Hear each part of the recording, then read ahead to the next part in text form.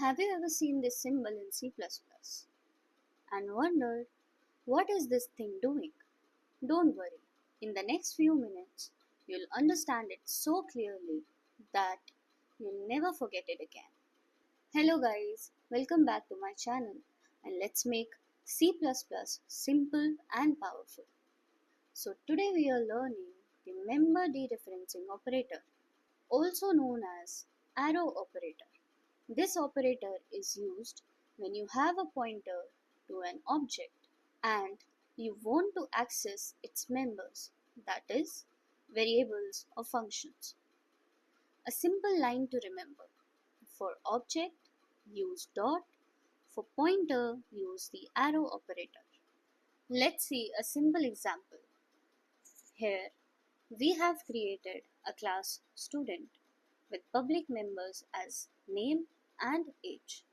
And in the main, we have simply called our class using the object S1. Here's what's happening.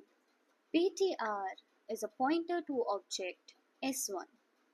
So instead of writing S1.name, we write PTR arrow operator and then name because we are accessing through a pointer. Now here's the magic. PTR then arrow operator name is actually equal to star pointer dot name. So what happens internally? Star pointer or star PTR gives the object. Dot name accesses the member. So arrow operator is just a shortcut. Here with s1.age equals 20 we are using object, but with PTR arrow operator age equals 20 we are using pointer. So basically dot for normal objects and arrow for pointers. That's it. Now one common mistake beginners make is they try to use dot with pointers.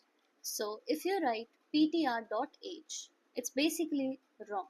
Always remember pointer equals arrow operator.